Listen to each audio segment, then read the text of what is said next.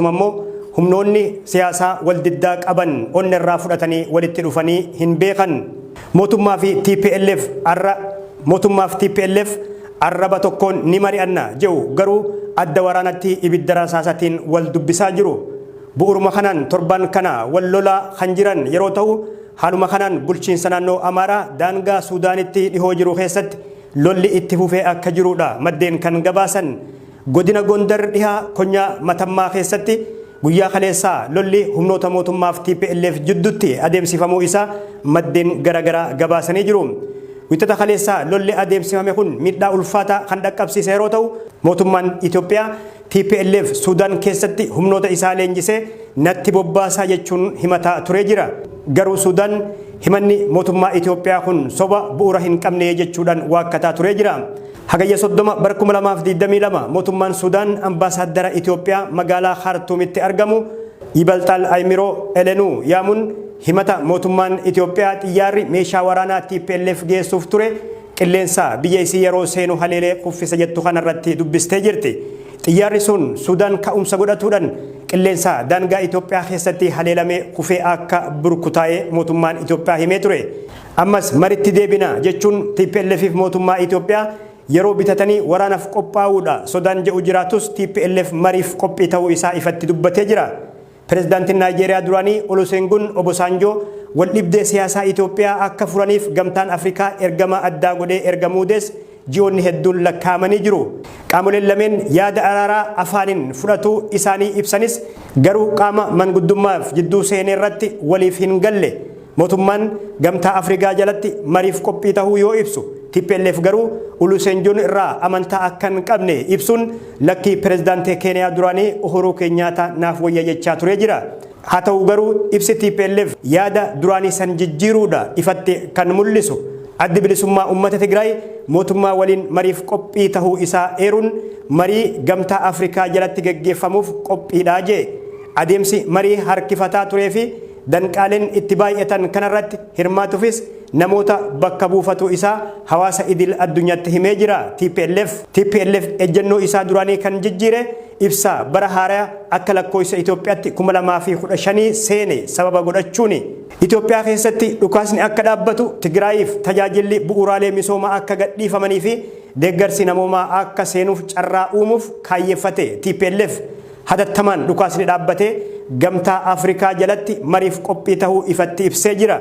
Mariif fedhii qabaachuu ibsuu TPLF kana Ameerikaa gamtaan Afrikaa fi dhaabbanni mootummoota gamtoomanii gammachuudhaan simatanii jiru. Mootummaan Itoophiyaa durumaanuu dhukaasa dhaabuu gam tokko labsuun gargaarsi namoomaa lammiilee rakkatan akka dhaqqabuuf karra saaquu ibsaa turee jira. Garuu TPLF dirqeetiin Tigraay keessaa baase malee jaalatee dhukaasan dhaabnee jechuun itti dhaadataa ture. Adda waraana irrattis booji'amtoota miseensota raayyaa ittisa biyyaaf humnoota naannoleerraa itti bobbaafaman kumaantamaan lakkaa'aman viidiyoo waraabuun akka ragatti agarsiisaa ture. TPLF lolli kaaba Itoophiyaatti erga dhoohee ganna lamatti yeroo dhihaatee jiru kana furmaata hundirraa hin arganne. Inumaa torbaanota dura yaaliin araaraa taasifamaa ture moggatti dhiifamee lolli ji'oota 5 addaan citee ture bifa haaraan eegaluun isaa yaaddoo uume. TPLF humnoonni mootummaa federaalaaf kan naannoo Amaaraa akkasuma waraanni Eertiraa duula waraanaa bal'aan irratti banan jechuun himatee jira. Fallaa kanaa mootummaan dursa dhukaasa kan eegale TPLF jechuun himatee ture. Gamtaan Afrikaa immoo Olusegun Obasanjoo dirqama rakkoo siyaasaa Itoophiyaa furuuf itti laatame akka milkeessaniif jecha yeroo dabalataa laateefii ture. Dura ta'an gamtaa Afrikaa Musaa Faakii ammoo Olusegun irratti abdii akka qaban ibsuudhaan tibba kana fuula Tiwiitara isaanii irratti barreessanii jiru. Itoophiyaaf naannolee ishiitti nagayaa fi araara waaraa fiduuf qaamolee hunda waliin kan hojjetan ta'us ibsanii jiru. Dura ta'an gamtaa Afrikaa kun yaamicha TPLF dhukaasa dhaabuun gara marii karaa nagayaatti hirmaachuuf fedhii agarsiisuu isattis gammachuu qaban ibsanii jiru. Musaa Faakii dabaluunis araara Itoophiyaa keessatti taasifamuuf carraa gaariidha jechuun dinqisiifatanii jiru. Murtiin amma TPLF dhiheesse kunis waanuma mootummaan federaalaa duraan dhiheessaa tureen kan wal fakkaatu. itti fufuunis amma qaamoleen lameenuu hatattamaan lola dhaabanii kallattiidhaan marii nagayaatti akka seenan gaafatanii jiru. Mariin kun gamtaa Afrikaa jalatti adeemsifamuuf akka jirus eeranii jiru. Qaamoleen idil addunyaa hundirratti waliif gales ni hirmaatu jedhanii jiru. Mariin TPLF fi mootummaa federaalaa jidduutti gaggeeffamu kun amanamummaa fi iftoomina ni qaba inni jedhu gaafii ta'us gamtaan Afrikaa kun akka dhugoomu abdii qabaachuu ibsaa jira. TPLF namoota jajjaboo qabu obbo Geetaachoo Raddaa fi Jeneraal Saadiqaan Gabratinsaay bakka buufatuun marii mootummaa waliin godhuuf qopheeffatu ifatti dubbatee jira. Amma dura mootummaan Itoophiyaa koree namoota 7 if keessaa qabu marii TPLF waliin godhu irratti hirmaatan ifa godhuun isaanii yaadatama. Marii kanaaf haaldureewwan ijoon dhihaatan tokko jalqaba irratti walitti bu'iinsi akka dhaabbatu isa jedhu yeroo ta'u erga kun mirkanaa'e ammoo sababoota walitti bu'iinsa dhalchan irratti mariin hunda hirmaachise haa geggeeffamuu isa jedhu. Lolli kaaba Itoophiyaa ganna tokko guutuuf turtiin ji'a tokkoo fi guyyoonni muraasni yeroo hafee jiru kanatti qaamoleen waldhibdee cimaa qaban onnirraa araara buusanii Itoophiyaa takka taatee fi tasgabbii qabdu itti fufsiisuu danda'uun ammoo gaaffii jabduudha. Mootummaan Itoophiyaa yaada araaraaf qophii tahuu TPLF amma dhiheesse kanarratti waan jedhe hin qabu.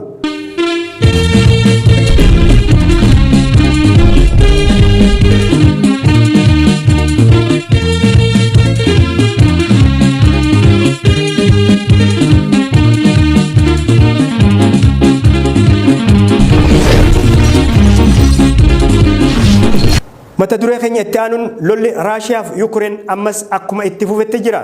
Raashiyaan Yuukireen kan weerarte jalqaba bara kanaati. Ergasii magaalota hedduu qabachuudhaan cinatti haleellaa adeemsifteen barbadaa'insa cimaa biyyattirraan geessee jirti.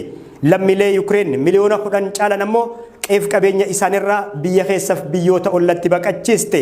Lola Raashiyaan daangaa Yuukireen keessa humnaan seenuudhaan adeemsisaa jirtu kanaan dhaabbanni mootummoota gamtoomanii fi hawaasni idil addunyaa dhiphatanii jiru. Dhaabbanni mootummoota gamtoomanii ammoo lola kana dhaabsisuuf humna dhabee jira. Sababni isaatis biyyoonni lixaa UN keessatti irree jabaa qaban Yuukireen waan deeggaraniif qaamni lola kana dhaabsisu aangoo qabu hin argamne. Biyya ganna hedduuf meeshaa waraanaa ifiif oomishattuu fi gurgurtee galii kuufataa turte Raashiyaan humna lafoo qilleensaaf galaanaa dabalate bal'inaan Yuukireen irratti adeemsiftee jirti. Ji'oota dura waraanni Raashiyaa magaalaa guddoo Yuukireen Kiiv karraa irraa erga gaheen booda if duuba deebi'uun isaanii yaadatama.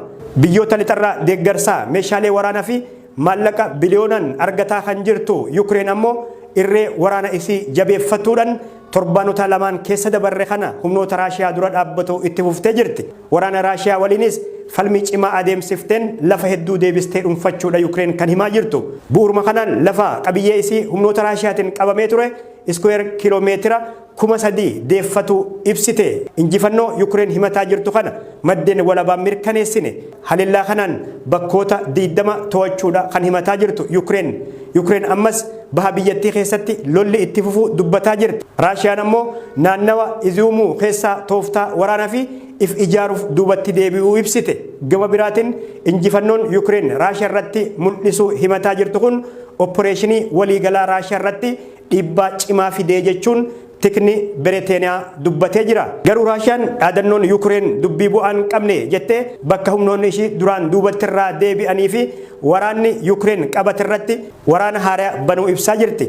Keessattuu naannoo Iziumuu fi Kupiyaaniskii jedhamanitti kan Yuukireen humnaan waraana Raashiyaa keessaa baasuu himatte keessatti haleellaa cimsitee jirti. Raashiyaan kana malees magaalaa sadaffaa Yuukireen Balakiyaa jedhamtu to'achuu isii Yuukireen himtee turte. Garuu magaalaa san keessaa humna ishii baasuudha deebitee kan ibsite Raashiyaan kunis karoora Dooniskii keessatti waraana gurmeessuu qabdu milkeessuuf akka ta'edha kan ibsite. Yuukireen ammoo kana akka injifannoo dirree waraanatti ibsite jechuun taajjabuu isii Raashiyaan ibsaa jirti.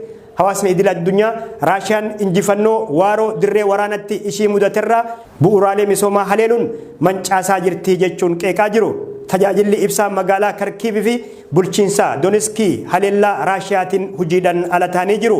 Miidhaan dhaqqabe kun lammiilee miliyoona dukkanatti hambisee jira. Kantiibaan magaalaa Karkiiv tajaajilli ibsaa deebi'aa jiraachuu abdii qaban ibsanii jiru. Pireezidaantiin Yuukireen Vilaadimiir Zelenskii Raashiyaan haleellaa adda waraanatti ishii mudate haaluu bahuuf jecha ummata baha biyyattii miliyoona 9 gahu tajaajila ibsaa fi bishaan dhugaatii malee gootee jechuun akka malee komatanii jiru. Raashiyaan bu'uuraalee misoomaa ummata irratti xiyyeeffachuun haleellaa shororkeessummaa raawwataa jirti jechuun simatanii jiru. Ministeerri ittisaa Raashiyaa ammoo humnoonni isaanii if gurmeessuuf jecha duubatti deebi'uu ibsan. Ministeerri ittisaa Yuukireen Oleski Rezinkoof ammoo lafa naannawa Karkiv bilisa bayan keessatti nagaya mirkaneessuun hojii dursi laatamuufi jedhan. Ministeerri ittisaa Raashiyaa Jeneraal Sarjii Shoyguu ammoo humnoonni isaanii ammas gahumsa diina adamsuu guututti qabaachuu dubbatanii jiru. Warshaan taankilee oomishu kan Raashiyaa ammoo hojii taankilee oomishuutiin sardamaa jiraachuun oduu ijoo tahee jira. Kunis kan agarsiisu Raashiyaan waraanaaf if qopheessaa jiraachuu ishiiti. Lolli Raashiyaa fi Yuukireen ji'oota lakkoofsise kun qaala'insa jireenyaa ol'aanaa hawaasa idil addunyaa mudee jira. Lolli biyyoota ollaa walii ta'an Raashiyaa fi Yuukireen kun ammas itti fufee yeroo jiru kanatti kana caalaa yoo jabaate haala qaala'insa jireenya idil addunyaa daranuu hammeessa jedhamee sodaatamaa jira. Tole daawwattoota keenya kanarraaf jenne isaan